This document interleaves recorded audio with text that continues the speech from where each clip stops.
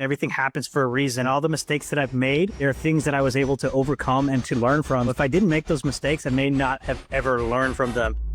Tell us a little bit about your podcast. What are the biggest and most impactful lessons that you've learned from the industry giants? You're not going to like the answer to this question. We had Mark Simpson the other day. We've had Bill Faith, Ryan Bakey, Patrick Switek. We've just had some straight killers on our podcast, and it's been awesome. At the end of the day, you can only connect the dots looking backwards. The mistakes you made led you to where you are today. One of the mistakes that I did make, I would not use the co-hosting method versus the property management method. The co-hosting method is going to make you grow gray hairs quicker. Yeah, no, agreed, man. One of the biggest mistakes I hear in partnerships is precisely, I think it's very simple. The mistake people make is you want to work with somebody that's exactly like you. The advice that I would give is just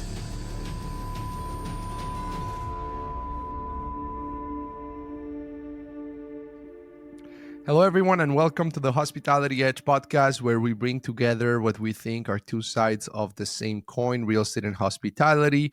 And we aim here to bring together what, at the end of the day, are entrepreneurs, investors, operators, founders, leaders in the vacation rental and hospitality space, so they can tell us about their stories, the lessons that they have learned along the way, as well as maybe some of the mistakes that they have made, so we don't have to make those same mistakes ourselves. Today, I'm here with Austin. He's the founder at LazyH Retreats, and he's a partner at LazyH Retreats. Very excited to have him on. He's also a podcast host himself. And so, Austin, thanks so much for taking the time. Before we get started into your journey, why don't you tell me where you're taking the call from? And just a little bit briefly about, your companies there, and then we'll get into it. Yeah, well, first of all, I just want to say thank you for having me on. I'm super excited. I've seen, many clips of your podcast, and I've made an effort to start listening to you a lot more, but I love you've had a lot of great guests on, so I'm honored to be a part of that as well. I'm taking the call from New Braunfels, Texas. It's a smaller town, kind of sandwiched between Austin and San Antonio. So most people are familiar with that. It's, I guess, what you would call like kind of the Texas Hill Country. So that's where I'm taking the call from. It's about 27 degrees outside. So being from where you're located, I'm sure you're used to that. Here in Texas, people don't know how to act when temperatures come this low and it's freezing, and our houses aren't necessarily built to that way, and people don't know how to drive on the roads. So just navigating that has been interesting. But yeah, that's a little bit about where I'm located, what I'm doing right now. In regards to me, I owned a company called LazyH Retreats. We were a smaller boutique property management company. And I befriended some people that I worked with that owned a much larger one. Long story short, we ended up partnering together, and they essentially absorbed my business, and we became one larger business. And I'm happily a partner in their company now. And we've got the right people in the right seats to really build something great, which that company is now called, it's been called LazyH Retreats, and I'm part of their team. So amazing. Yeah, and we'll get into the timeline and the story of how all of that happened, and some lessons as well that come from there, as far as understanding, your skill sets, and, having self-awareness around where, you are, better suited as an entrepreneur. Before that, though, if you were to start all over again, okay, so if you were to start the journey of building, your business, and maybe even, going through the exit process of it as well, you had to go through that again, and you could do anything differently, if anything at all comes to mind, what would you do differently, perhaps? Man, like, you're not going to like the answer to this question, and I'm not sure if anyone else has answered it this way, but nothing. I would do nothing differently, because that's kind of, in my theory, the way life works, and everything happens for a reason. And all the mistakes that I've made, they're things that I was able to overcome and to learn from. So if I didn't make those mistakes, I may not have ever learned from them. So it's hard to say. I guess, man, maybe even if I had to pick one thing to check the box, I would say establishing boundaries with, if you're doing property management or in any business that you're in, establishing boundaries of like the kind of clients that you want to tailor to. So even at that, it's kind of tough, because you don't know what you don't want. until you go out there and try it, right? So you might say, I don't want to take on this client, only these kind of clients. Well, you can't get to this high level client until you take that lower level client before. So I guess maybe establishing essentially a better buy box for who my target avatar client was, going after that and sticking to that versus saying yes to stuff just because it came across my desk, if that makes sense. So all in all, to answer your question, wouldn't change anything, even that. But if I had to pick something, I would say, hey, stick to your boundaries up front and what kind of client you're specifically, your client avatar that you're going after. Yeah, no, that's good. And let me maybe change it, slightly here. So you wouldn't change anything. That makes sense, right? Because at the end of the day, you can only connect the dots looking backwards, and the mistakes you made led you to where you are today. So that makes sense. Let's say you're giving advice to someone that's about to go into that same journey of yours. They have a vision of wanting to build a property management company, and then they want to sell it, right? That's their vision. And then you went through that process in a certain way. It was more of a partnership than a traditional exit, from what it sounds like. But what is some advice, other than what you just said there, of be selective with who you bring on and your ideal customer profile? What are some words of wisdom, words of advice that you wish you had heard before you went into this journey? Sure. So I don't think, honestly, my plan was ever to merge with another company. I was just going to build it and just see where it goes and just keep providing a good service and making money. The advice that I would give is just don't look at anyone in your industry and in your space as competition. Yes, in a way, they're competition, but the goal is like, you shouldn't be out there trying to step on everyone's throats and take everyone's clients and be that kind of person. That kind of mentality is so old school. It's outdated. It doesn't work. What you have to do is, like, the people that have come before you, you have to help them. You have to provide value for them in any way that you can. And I think that's kind of the advice that I would give for anybody. Don't look to help everyone that does the same thing as you, because the way this thing happened is kind of, I befriended a much bigger company and it just became part of my network. And then we just became closer and closer, and the relationship got better and better. And I knew exactly who I was working with. So when the opportunity came about, it was more of like, probably wouldn't even entertain it if I didn't know who the people driving that bus were. And then they had a seat for me, and I was like, okay, I'd get on this bus with these people. So to answer your question, I think that's essentially what it is don't look at everybody as competition. Help people. Because if I didn't help these people, none of this would have came out. If I looked at it like, hey, I want to go out and I want to take all their clients and I'm going to cold call their clients, I'm going to be bigger than them and better than them and badder than them. And this opportunity would have never came out. So I hope that makes sense. Yeah. Oh, that's great. Great piece of advice there. Now, a couple of things I want to get into here. First is, so you said you didn't start by building this with an idea of selling it or exiting, and then just by being friendly, being authentic, not seeing your competitors as competitors, but being open to learn from them, connect with them, and whatnot. The opportunity eventually came for you to partner up with them. Do you recall a moment where that mindset changed for you, where you wanted to continue doing this yourself, perhaps growing it, because that was the intention since the beginning? Was there a moment for you when it clicked and I was like, I might be better off not being by myself but partnering up with these larger guys? Yes, I think so. And really, like, we had the conversation much more early on, and I never really followed back up. And I realized, honestly, at a point that I didn't want to do it as bad as I thought I wanted to do it, because I had grown to 10 properties, and I recognized and was self-aware enough with myself to realize that I didn't want to go through what it took to get to his level, to that next level. And I didn't care enough. It wasn't my why. It wasn't my purpose. So I reached that realization with myself, but I also knew I wanted to grow and I didn't want to stay at 10 properties. So once I realized that, I kind of reached out to him. That also can being combined with one of, you know what? Then it goes back to your first question. I would say this. One of the mistakes that I did make while getting started, I would recommend this. I would not use the co-hosting method versus the property management method. So if anybody or any of your listeners don't understand what that means, the co-host, they don't collect the funds and they don't own the listing. You're not actually building a real business. You're creating a service and a job for yourself versus property management. You own the listings, you collect the funds and distribute them. Long story short, you don't understand it. Let me give you the big picture. The big picture is a property management company that does true property management is a sellable asset. It's not that you can't sell your co-hosting business. You just can't sell it at that price for when that day comes.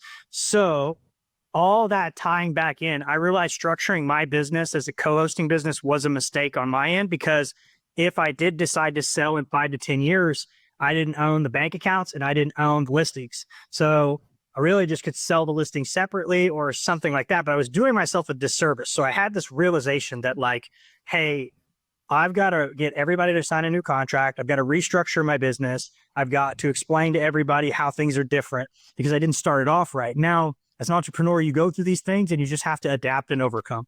So me being self-aware, I realized, hey, this is like, I'm not willing. It was a line towards like I could do it, but I'm also not wanting to do this. This is my end goal. So when that option came about and they had the systems, the processes, the teams in place, what they needed filled is basically what I was good at, which was business development, getting clients, doing the relationships with realtors, market knowledge, all that stuff was the 80% that I wanted to do. So long story short, that I got in with them. I got to do what I want to do instead of running everything. I just run my section of the business, and I'm obviously a decision maker. And instead of owning the whole pie, I own a smaller piece of a much bigger pie. So I hope that all ties back into your Yeah, question. It was a very long that winded makes answer, sense. but No, that makes sense. And just on the note of co-hosting um, versus doing property management. So you talked about bank accounts, you talked about ownership of the listings. Are there any other differences though that you would say, fundamentally there are between being a co-host and a property management company?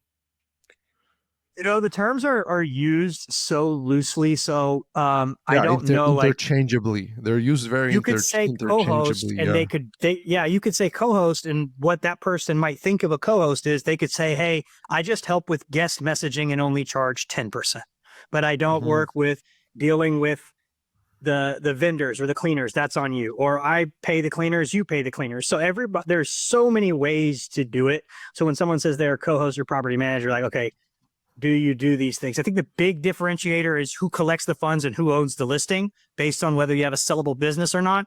And then I think after that, it could be anything in between, like who pays the cleaners? Does the client pay the cleaners, or do you pay them and take it out? Like there's so many different ways. But I think if you're gonna try to put a definition to it, co-hosting is more of like service of like, helping with messaging and helping with cleaners, versus property management is like turnkey everything, no owner Hmm. involvement, stuff like that. So I think if you're using the terms correctly, coast has a little bit more of an owner's involvement. And some people like that. I think there's a need for both of them.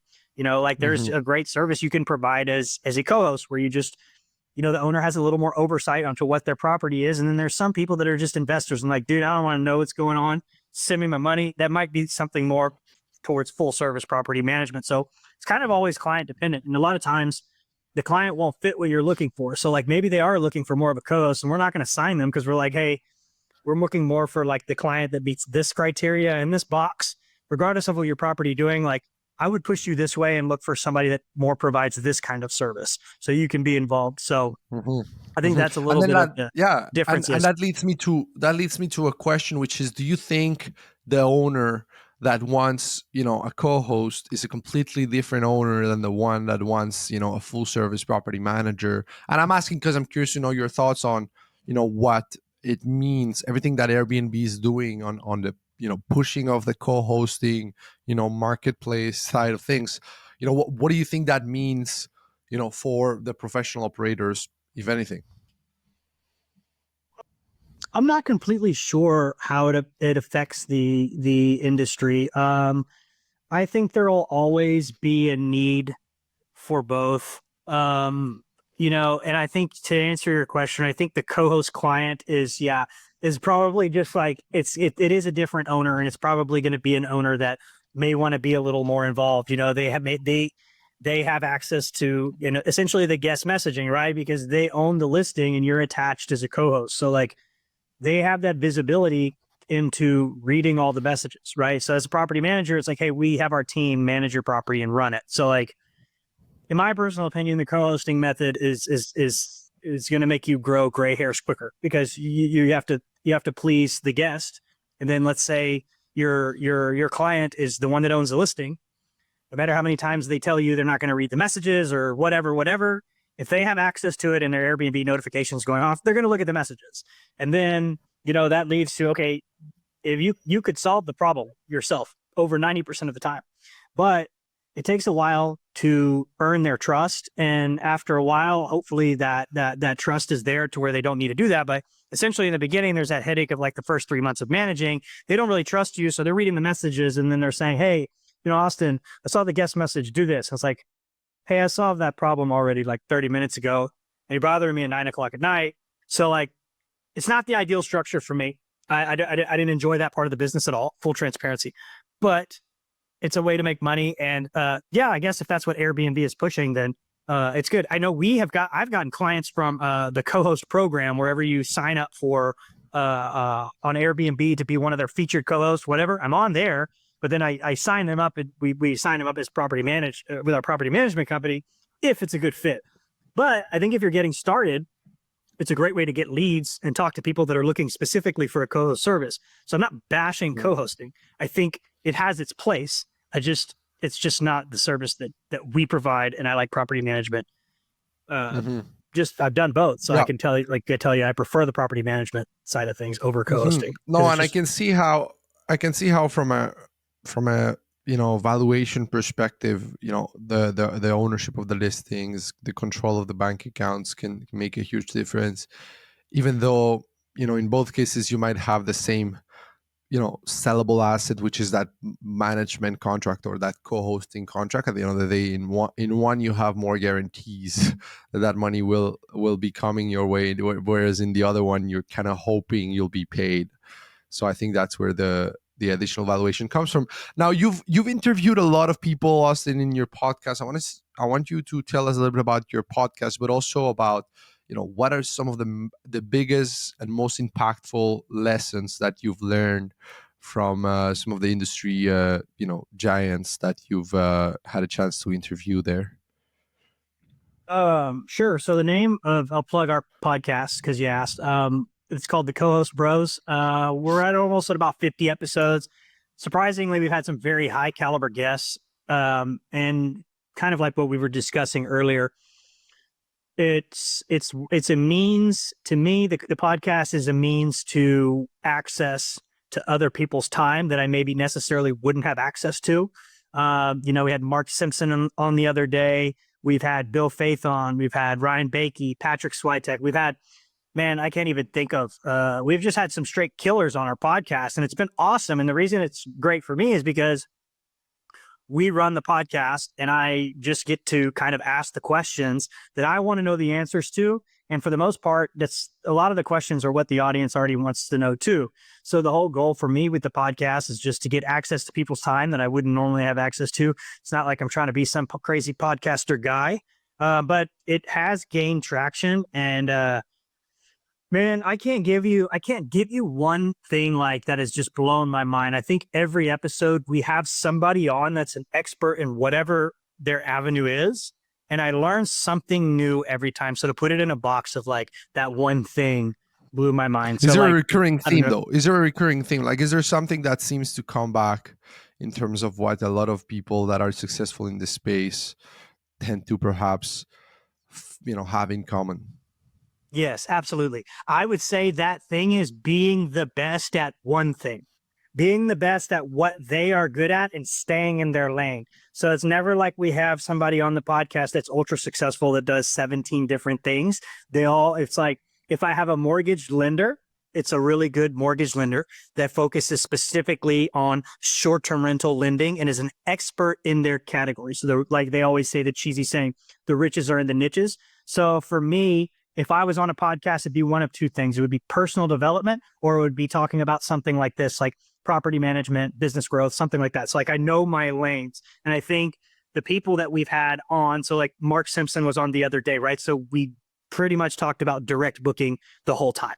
And when you think about direct booking, if you're in this space at all, 90% chance when you think about direct booking, his name and his brand and his logo comes to your mind. He's like the Coca-Cola of soda, the Uber of getting a ride. We say short-term rentals, but at the end of the day, what does everybody refer to it as? Airbnb, right? So he's the face of direct booking. Long-winded answer. To answer your question, the thing that's in common with all of them is they have their niche, they have their lane, and they're the best at it.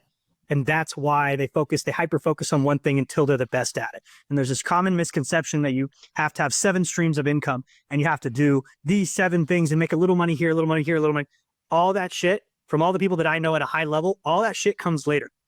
And really what it is like you just kind of have to pick your lane, stay in it, and then those additional revenue streams will open up, but not until you are the best at what you do and make a lot of money doing what you do. I hope that makes sense. Yeah, no, perfectly. It makes a lot of sense. And I think it ties very well into the conversation about, self-awareness around what you as a founder, should be doing. What is that one thing, like you said, that one thing that they decide to focus on is what makes them successful.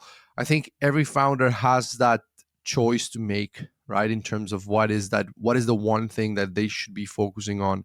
And it's that self-awareness that can lead you to conclude that, hey, why am I trying to do this solo thing and run this business by my own, like you perhaps realized, when I can focus on my one thing. Maybe your one thing was business development, client relationships, market knowledge, all those things, networking, and bringing, it can either be bringing in additional resources to take care of the rest, as in, like, hiring people, outsourcing, or partnering, right?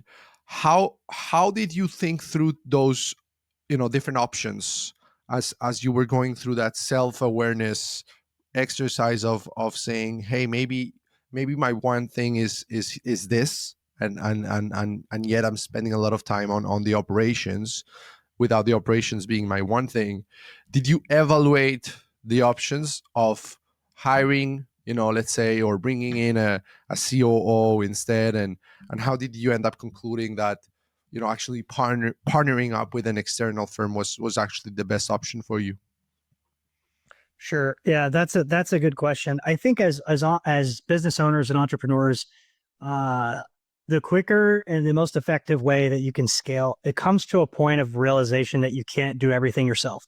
You think you do everything the best your way, and you just keep spinning your wheels, and you're not good at everything. And then property management, especially, there's so many things to be good at. You have to do sales, you have to do marketing, you got to do, have to direct booking, you got to have the website, you got to have good guest communication, you've got to have good SEO, you got to have good dynamic pricing. Like, you're wearing, especially as a solo operator, you're wearing all of these hats, and you can't be the best at all of them, right? So I think the realization you have to have as a business owner is like, and that's maybe something I could have identified a little earlier on, is, hey, I at least know how to do these things, but I also know it's not an area of strength. So these things need to get delegated to somebody else, and I need to hire that out.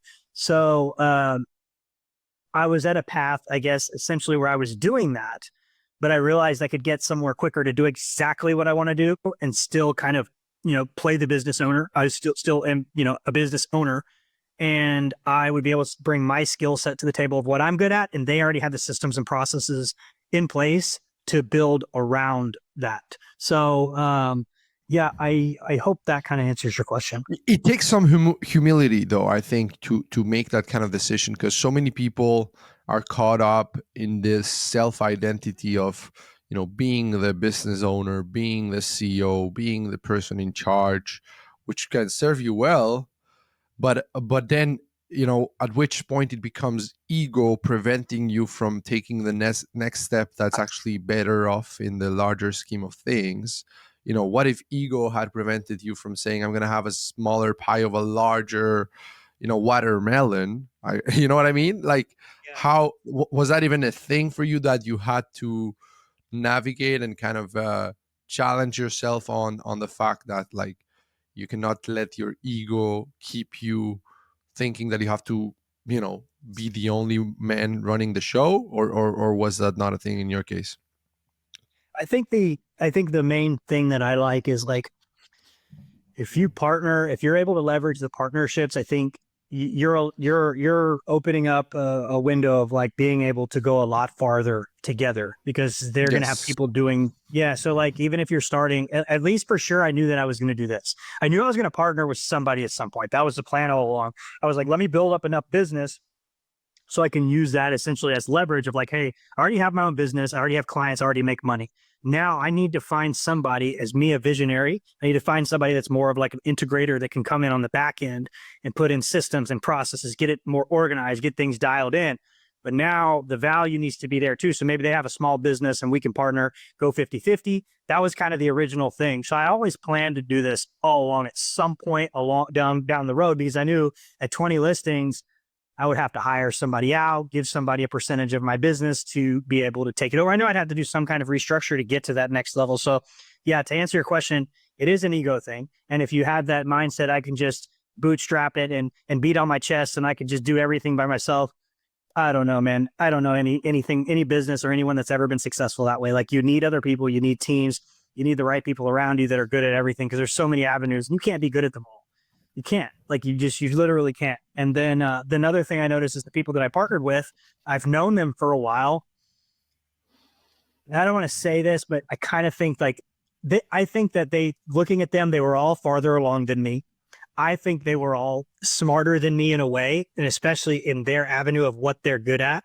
So like talking to them, I was always learning something. I was like, damn, I never thought about that in my business or whatever the case may be. So um just knowing the people that I was partners with, I was like, I know I need to be with these people for a long term because they're also going to make me better. And, I'm going to learn a lot doing it myself, but I'm also going to learn a lot from these people that have already, came before me. So, um, Hmm.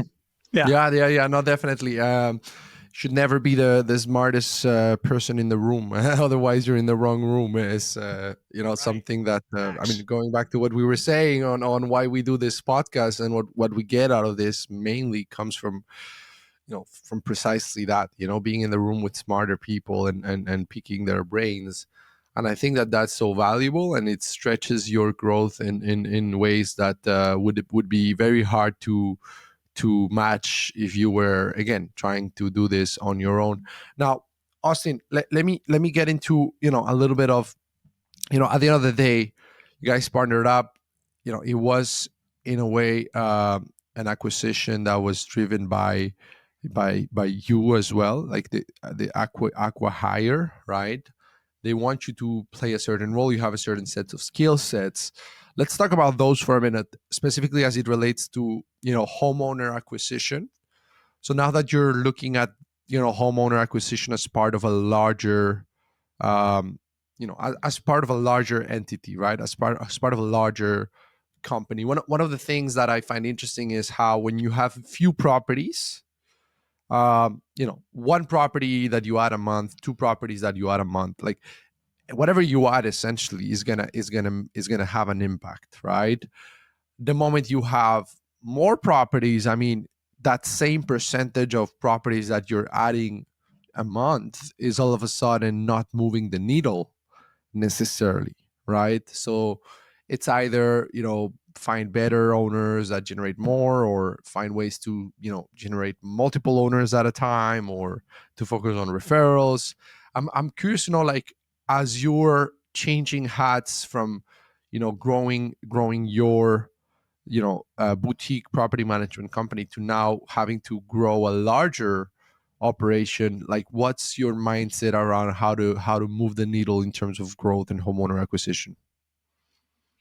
I see exactly what the question you're asking. At a higher level, obviously, we are losing clients at a faster rate because we have more clients, right? So our client Mhm. retention rate might be the same, but because the number of properties that we manage is so much more, we are losing more than we would at my boutique property management. It's not that we're bad managers. People sell their houses. People realize they don't want to rent anymore. They finally move Yeah. into them and The retire. same churn Whatever it may rate, the same churn rate, Yeah. all of a sudden it's way more properties that you're losing. Yeah. Right.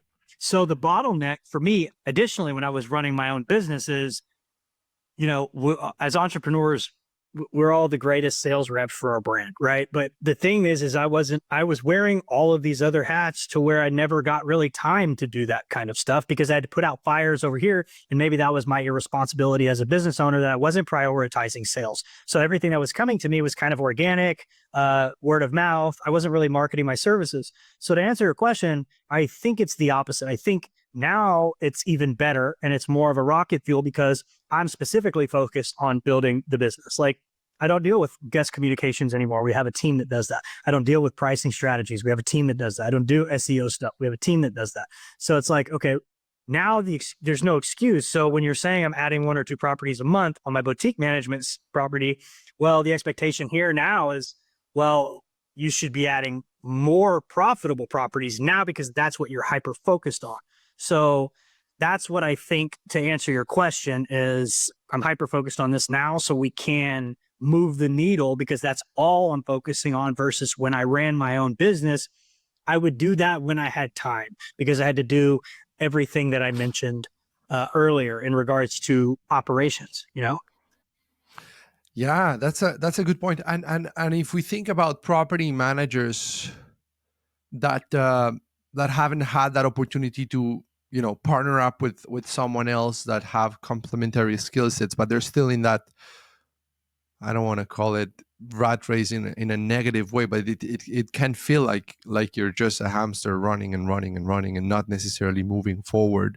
Uh, do you think that property managers spend enough time on growth and on acquisition, or do you find do you like, was your experience that like you were referring to, you end up getting caught in the operation, so unless you have a real way to delegate or automate the operation, you'll end up not spending enough time on growth as you should be?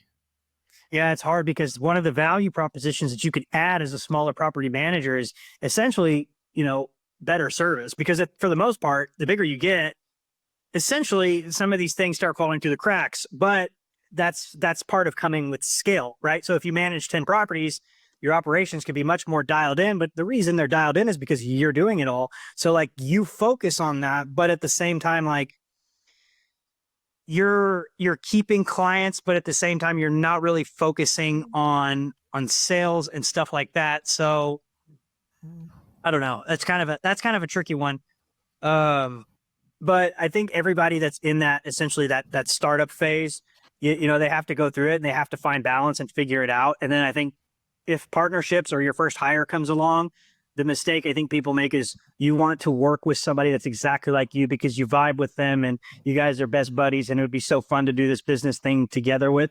That's always not the person you need to partner with. You need to partner with the person that essentially is challenging your beliefs, that is looking at things from through a different lens, that their brain operates differently than your brain operates, so you guys can see things and operate from a different perspective. So I don't know. Yeah, Maybe that answers yeah, your question. no, agreed, man, agreed totally. I think the biggest mistake, one of the biggest mistakes I hear in partnerships is precisely partnering up with someone that has the same skills as you do. So then it's like, what are you guys bringing to each other's table? Not much, right? um Austin, Yeah, what has surprised you? Oh, go ahead, go ahead. yeah, because I mean, if you bring in someone like me, the two people that are great at sales, like yeah, we're going to sign all the clients in the world, but then our back end, like our operations, are going to suck, and we're not going to really have a really great business, but we'll have 100 clients that are mad at us. So it's like you got to find that happy medium. Yeah, no, and I see that too with like the analogy of the visionary and integrator that you were referring to earlier. That duo that we hear a lot about is like, it's so true, right? Because you can have if you have two people looking at vision and no one looking at the today, like if you have two people looking at where we should be in the next 5 years, like, yeah, but what about like today? We need to do payroll, we need to pay our vendors, our homeowner, owner statements need to be sent out. Like those things, sometimes the visionary tends to see as not less important, but not a priority. Like the one thing of the visionary shouldn't be that, right? Should be, where are we going strategically, what's the best use of our time, of our resources, blah blah blah. But if you don't take care of the today, you won't get to any tomorrow. There will be no tomorrow, right? So yeah, it's either you find a way to do both, which I think it's tough. Maybe there are some exceptional operators that can manage to somehow be a visionary while keeping an eye on everything else. But I think that's wishful thinking. I think it's better off. And then again, like all of this sounds good in theory, right? But yet seems like something's missing in practice. Seems like in practice it's harder to execute this whole idea of focus on your strengths, delegate the rest. What's missing, man? What do you think is missing for most operators out there? That what's the disconnect between this theory we're talking about and the practice of most operators that you would speak with? I would say most of them are still caught up in the day to day and haven't made that switch. What do you think is missing for them? I think it's very simple. I think it's letting go of control, right? So I think it's like you have to just cut the ties and just say like, hey, like I'm trying to get out of guest messaging. What are these things? So I think it's two parts. One is like identifying what is holding you back, identifying these low cost per hour jobs that are taking up too much of your time and they're pulling you away from, say, like business develop, like signing clients. Like sales is the lifeblood of every business, right? So like you need to be focusing on that. So sales is a much more higher priority than, certain things like guest messaging and stuff like that. Like obviously those things are very good. But if you're looking to get to the next level, I think the problem is with operators is that ability to let go of control, trust somebody else that has the skill set to do this, let go of the control, allow them to make the mistakes. They need to be able to make mistakes and it's part of the growth process. And then they learn from those mistakes and hopefully never make them again. So the disconnect, I think, is just as an entrepreneur, thinking that you do everything best, letting go of control, let them make mistakes, and then realize oftentimes you realize later on, like even when I hired my first DA, it was like I realized later on that she was so much better than me at the things that I delegated to her. And at the end of the day, the things that I delegated to her that I was doing, that I thought I was the only one that could do, they didn't make me happy. It was like every time I thought about that, I was like, I have to do that. That sucks. I don't want to do that. Now I've kind of switched my mindset and I've trained my brain to just think about like, whenever I get that gloomy feeling, like the other day, it was posting content. Okay. And I was like, I hate posting content. I hate building the personal brand, but I understand the importance and I need to do it. I hate doing it. And I look and I sit down on my computer. I'm like, damn, it's Sunday. I got to spend 4 hours putting these clips together. And I was like, you know what? I'm not doing it anymore. I was like, who can do this for me? So I was like, okay, I put together an SOP to the best of my ability. I found someone that could do it. I said, here's the SOP. Here's the access to all my clips. Let's figure this out because this is a daunting task. It takes too much of my time. It makes me sad. I don't want to do it. And I've got that delegated. So now I think all that ties into, as an entrepreneur, you have to be able to let go of control and let other people take the wheel. If not, you're going to inhibit your own growth and you have to be able to deal with the mistakes that are going to come from it. And that's just part of the game. Mm-hmm. Mm-hmm. No, well said. Well said. Austin, what has surprised you as you have gotten into now being part of a larger operation? Has anything caught your eye as far as, wow, like, I was handling this, a certain way when it was a boutique operation. Now there's all these layers, or there's a need for this role that I hadn't even considered, having a need for when it was a boutique operation. Like anything that you would say, could be helpful or valuable for someone that's heading into that kind of scale, that you now have seen of a company that has gotten to that kind of scale, that could perhaps be helpful for someone that's in the process of getting there? Yeah, I think the main thing I notice, and we're continuously always building on this at LazyH, but I think the thing I was most impressed with, and I learned so much by switching over and seeing everything they're doing on the back end, is from a true operator that manages, 70 listings. There is an infrastructure that needs to be in place that you cannot do the same thing that you did when you had 10 listings. It's impossible. 10 listings, I think, is a good point to just say, hey, this is the breaking point. You either stay at the 10 listings. We're just saying 10 is a rough number. It could be 12, could be 8, whatever, 15, doesn't matter. But 10 to 15, whatever, you're kind of tapped out. If you want to get to the next level, you have to do the things that they've done and put in place. You have to have, an operations manager specifically geared towards operations. You have to have, a manager that manages the VAs, and then you have to have multiple VAs. You're going to have me that's specifically over building the brand, client facing, realtor relations, stuff like that. So the thing that I've been able to notice, I guess no secret in specifically, but the main highlight, big picture, is like having the infrastructure in place.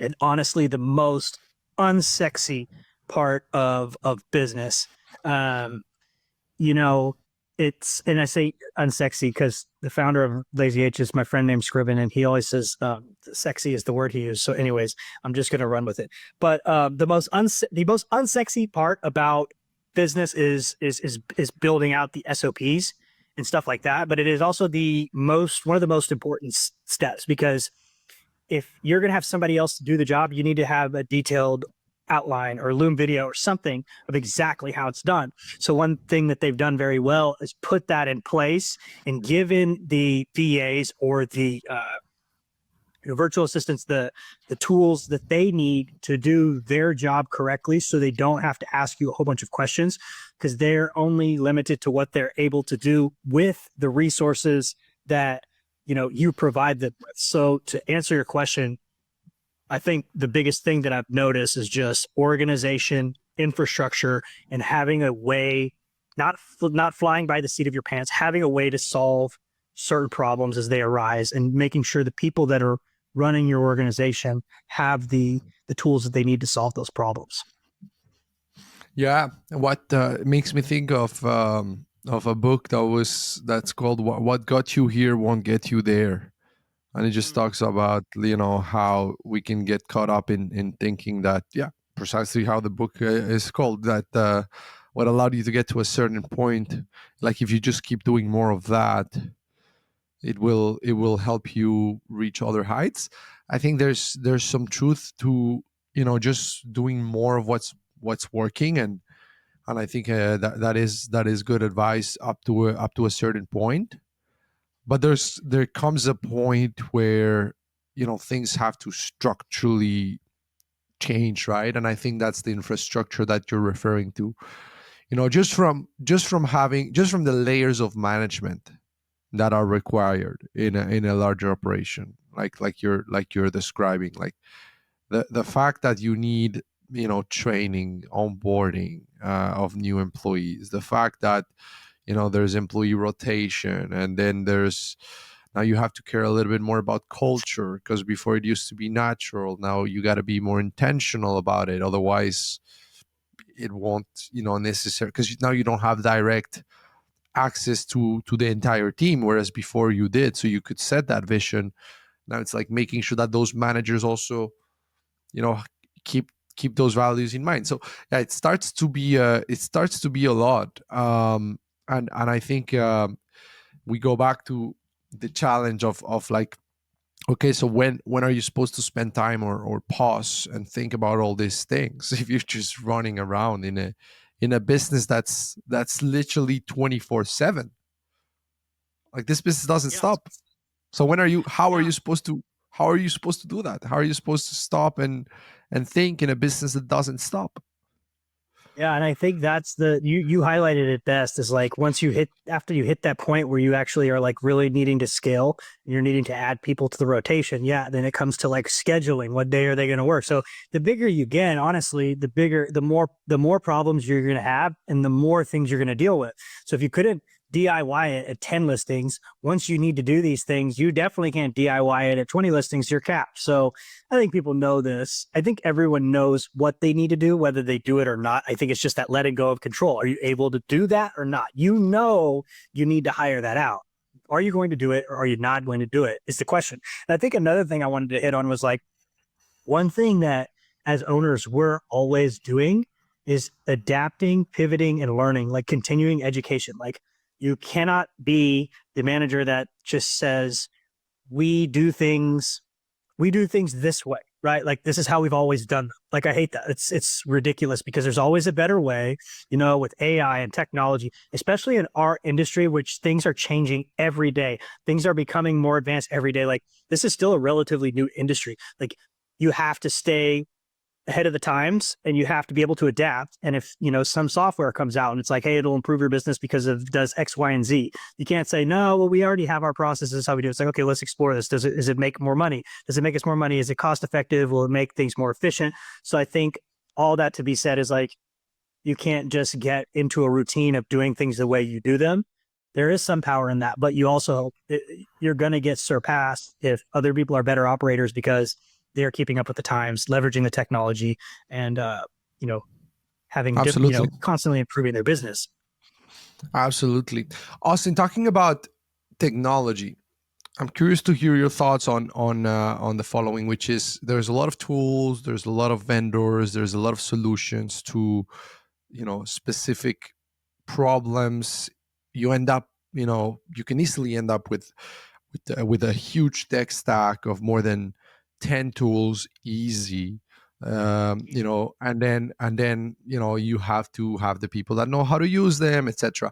My question is, what's missing? Like what is a piece of software or a technology solution that you think is still not out there, from your time, as a property manager, seeing the vendor ecosystem, but also from your conversations with perhaps a lot of those vendors in the podcast side of things.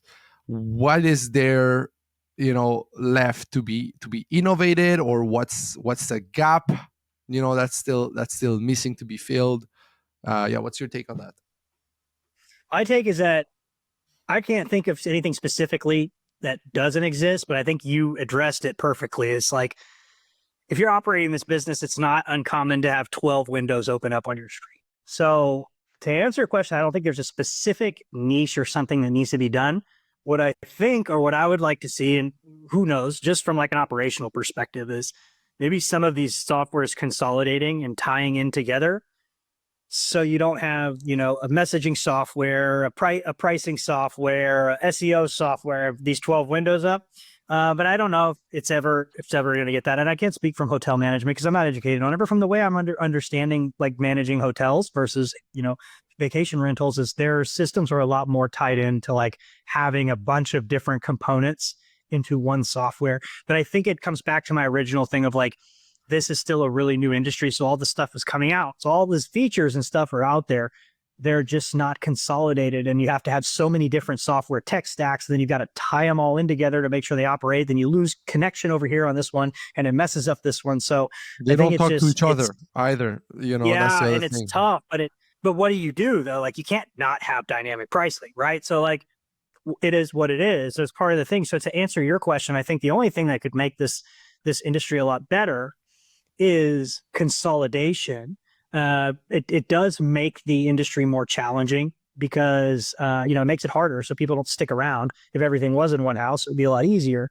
But to make things better and more efficient, I think if we could have, let's just say dream world situation. You had one platform, one management software that did everything that you could do, from booking to dynamic pricing to changing listings to all that stuff. And I just don't know if that day will ever come. But I think that's what's missing. I had a weird idea the other day too, like you can utilize remote lock, right? If you don't know what remote lock is, it's the deal that you put all your locks in and you can control it.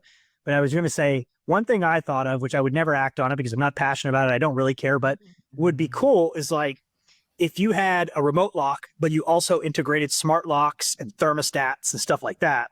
And I think there's just too many connections to make it happen, but somebody could do it, right? And instead of remote lock where you have all these lock manufacturers, then you can go, hey, here's a tab with all the thermostats for all the houses. So let's go 123 Main Street. Their lock is this lock. I can control it here. Their thermostat is right here. I can control the temperature here. And what else? Thermostat, smart lock. What was the other one I said? Oh, security cameras. Let's say that. They use Ring. Oh, here's their Ring camera. I could tap in and see the screen. So if you had that where you could tie in all these smart technology, because even now we live in an era where I have a smart lock on my primary residence, right? Like, so this is the way things are going anyway. So I have a smart thermostat in my house, like where 5 years ago that wouldn't have been a thing. So I don't know. It would be cool to see Yeah. Like a all your dashboard that combines all of with your hardware, where you so could you just don't go to the have to be property. doing You could go to things the at a property and say, yeah, physical property level. Hmm. like it's freezing here. We need to turn up the heater in the house. It's okay. Just go to the property, make sure the door is locked. Okay. Turn the heater up. If you need to check the camera for whatever reason, you could do that too. So I think that'd be cool, but then it goes back against everything I said of like simplifying things into one thing. So I Yeah. think No, it's that's my interesting, and take. I see how I see how it's a challenge, right? The fragmentation and how consolidation could solve it. I wonder from a from a consumer perspective whether we'd be actually better off if one tool did everything, in the sense that would they now have all of a sudden too much power, too much control. Our entire business now depends on the PMS, which in a way it does. But what if now is like, that's where you do everything, right? Like if it's already hard to switch from one PMS to another, there's a lot of switching costs. Imagine if everything is run on that PMS. So it's good from a, making sure that you're solving this big problem of needing 12 tabs open. But does it prevent innovation? I don't know. I'm seeing it Yeah. with PMSs in a way. Like you're seeing the few big PMSs compete for um, you know the spotlight, and they seem to have raised a lot of money, hundreds of millions of dollars. But it seems to be going a lot of that money seems to be going on growth rather than necessarily R&D and product and innovation. And yes, they're coming out with these new features. But if all of a sudden you have, let's take Guesty and Hostaway, which both have raised multi-$100 million rounds.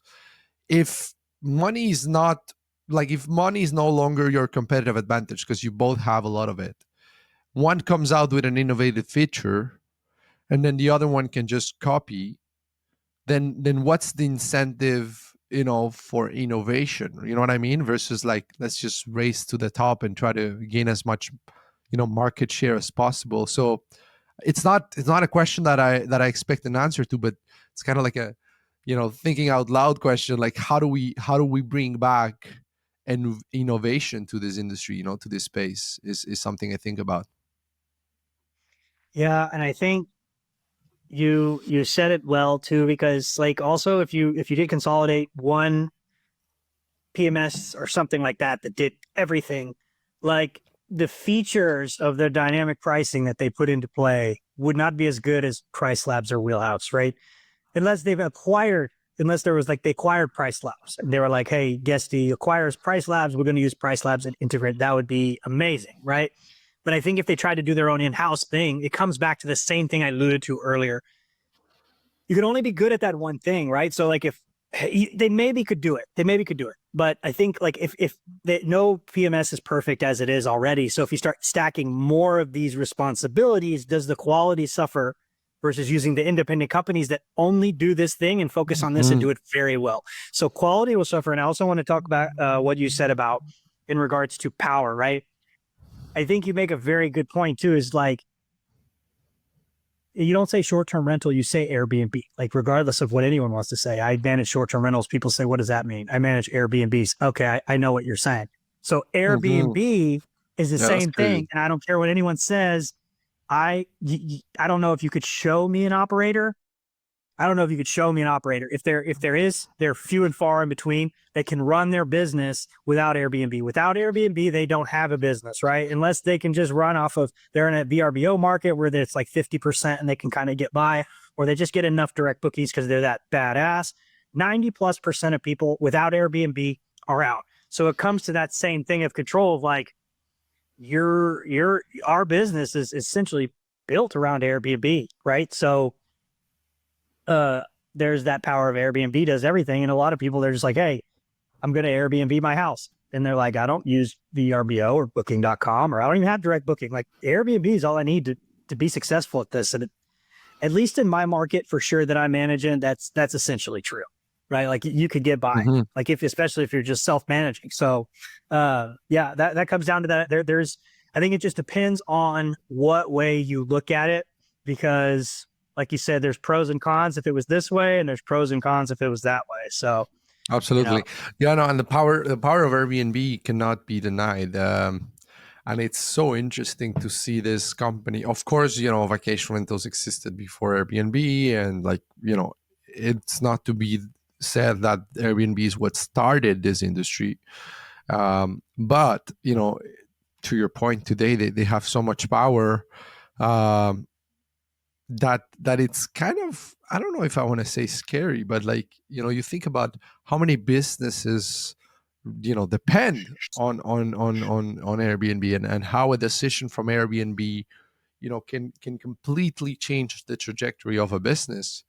And they're becoming more strict, and I sound like a broken record, but like, before you could relaunch listings, now you can't, right? If there's any guest related uh you know things that are open with support tickets or whatnot, you're looking at reviews becoming a huge priority of theirs, in terms of their ranking more and more, with guests preferred badges, and top 10% and bottom 10%, all those types of things, where it's like there's so much inventory on Airbnb, and majority of that inventory um, is basically a host, an individual host, and they have the advantage of it's somewhat easier when you have one property, two properties, than when you have a large portfolio, for all the reasons that we've been describing. So for that same reason, they can give more attention to any individual guest. They just have that one property to take care of, so they're rewarded for that, which makes it so that on Airbnb, anything less than a 4.7 average review score, they just have so much inventory, of professional or not, but that has 4.8, and plus, that like, if you're not at that level of excellence, you won't be able to compete. So that's where I think I go back to the core theme of this podcast, which is hospitality, which is, we need the business side, we need the revenue, we need the tech, we need all these different things, we need the real estate, for God's sake, we need the piece of property, the financing, the underwriting. But without the hospitality, without the service element of this business, there will be no way to survive.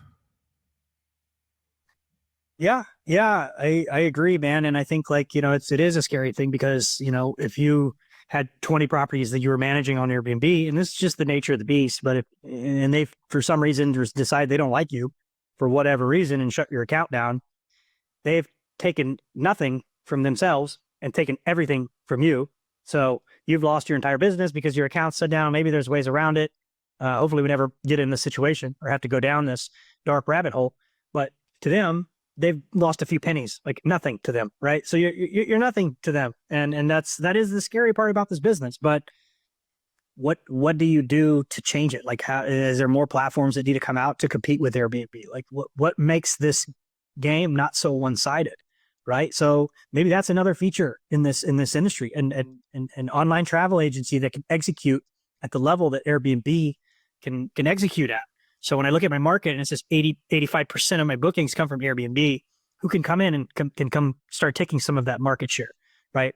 So there's an opportunity there maybe if you're that crazy and that willing Yeah. to make those I like that you said dramatic that entre- if you're that crazy. Yeah, exactly. yeah. It probably takes someone It is that's that going to be the crazy. hardest. It's going to be like some crazy, like you got to be the less than 1% to do something like that. But if you can, like, man, that might fix uh the problem. And I think you hit on another problem that is also, and because of that, what does that result in? Exactly like you said, is essentially a society that, a business industry that is almost a slave to reviews, right? And it's tough because we do want to be hospitable hosts. We want to be the best hosts that we can, but at some point, it's like we realize like the power is like with the guest, right? So like, we're grateful that we get to use the platform and we get to make money off of it. But at the same time, like there's certain things like guest insurance and stuff you need to have on the back end because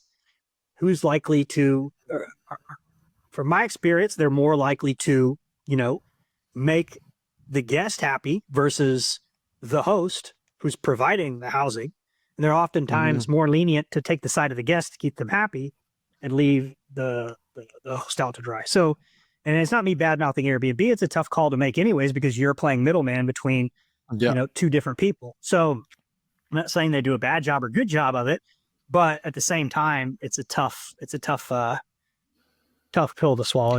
Yeah, yeah, and it makes me think how this review system, I mean, it was intended to be helpful, right? It was intended to make it easier for guests to choose what property to go with while, having an easy way to compare, hosts between them and distinguish good hosts from bad hosts.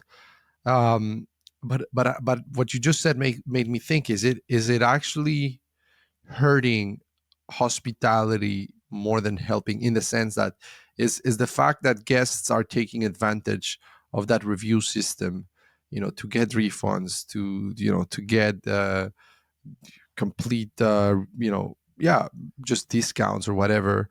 Like, is that making it so that the hosts and especially the professional operators that get more affected by this, is it making them take an approach of like almost seeing their guests as an enemy, which makes us go away from the nature of hospitality? I don't know.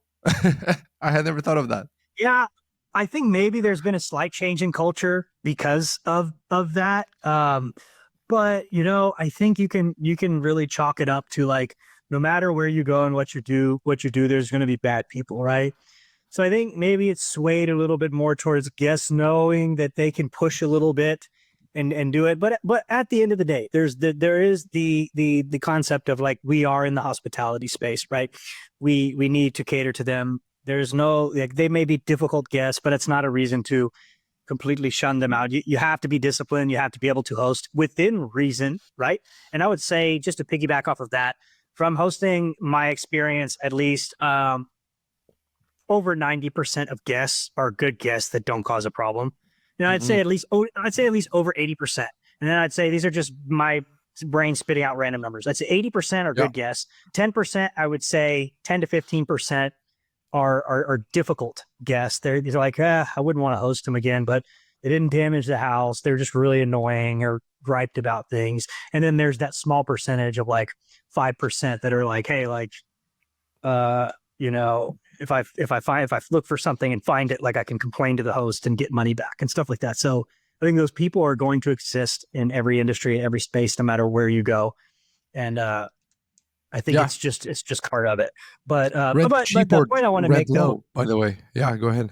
well, no, the point I want to make though is just like I know we kind of went into the gloom about the industry, which is good that we're talking about the good things and the bad things. Because a lot of times we always just talk about the good stuff, but I would say the good thing is like at least 90%, 95% of people are respectful of your home.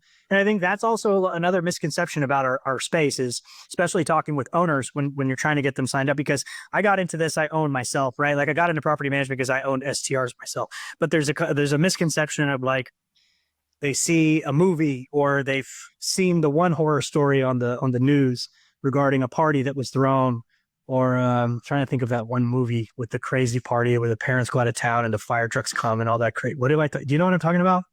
Yeah, Oh, it Project doesn't X. matter. Is it Project Yes, X? that's the one. That's the one. Yeah. I think that's the one. So there's a misconception, and like maybe the parties happen. It happens from time to time, but it is I feel like it's a safe asset class. It's conservative. Like things happen. It's a little more risky than normal, but there's that misconception of like, oh, it's an Airbnb. It's just it's gonna get crazy. So, anyways. Are you still investing personally in vacation rentals? Yeah, sure. I think if like it's not really that big of a focus, but I'd like to get another one this year. But it's just like, am I going out and analyzing deals and trying to find one? No, but if something came across my desk, like I would like to get another one this year for sure. But um, open to it, yes. But I'm also not saying like I'm not actively like seeking one. Like if somebody said, "Hey, here's a deal," I ran the numbers and it cash flowed and the numbers made sense and I could buy it, then yeah, I would do it. But just not actively seeking it. Makes sense. Makes sense. And I wanna wrap this up, Austin, with your thoughts for 2025, and just the year ahead. Maybe by the time this episode will be going out, it's gonna be more like looking ahead at 2026. I don't know. I have a lot of pre-recorded episodes. Let's hope it doesn't take too Sure. long to go out. But like the next couple of years, let's say, when you look ahead at this industry, what are you most excited about, and what are you trying to be most careful about?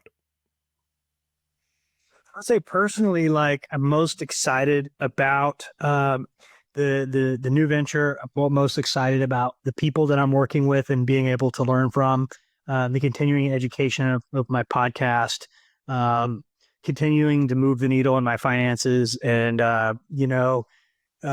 just kind of building a machine that's respectable in the industry that provides a really good service, and obviously let's make a lot of money, right? So and I say that as like, let's make a lot of money and let's help as many people as we possibly can, because at the end of the day, that's what it's all about. So that's what I'm most excited about. And what was the second part? What? What are you most not concerned about, but something that you are careful about? Like you want to keep this in mind. Keep an eye on it. Sure. Like in other words, it's what's the opportunity and what's the threat. So I'll say I'm just keeping this personal. So I'll go off of that. I think the only threat or the only thing that I'm focused on is continuing to be the best version of myself, and providing that value to everyone I come in contact with, and inspiring everybody else around me to chase that best version of yourself, because it all starts with you first, right? So at the end of the day, business doesn't really matter if you don't have your health, you don't have your diet, you don't exercise, like all that stuff comes first, your sleep schedule. So the threat is maintaining the things that you need to do first, and making sure that your business comes second. You don't become a slave to your business, and make sure that it's not really a threat, but it's something that's always concerning to me, because you want to make sure that you're taking care of yourself first, because you can't help anyone if you can't help yourself first. So my I message love to that. everyone out there is just be the best version of yourself, continue to get better every day and work on you, and all the other buckets in your life will fill up as a result of that. They will come second, but take care of yourself first. I love that. Not just working on production, but also on production capacity, like on the machine that's going to be generating the results, not just the results themselves. Absolutely. Austin, it's been a pleasure. Thank you so much for taking the time, man. Awesome. I appreciate you having me, man. It was a lot of fun. Yes, it was. Talk to you soon. Take care.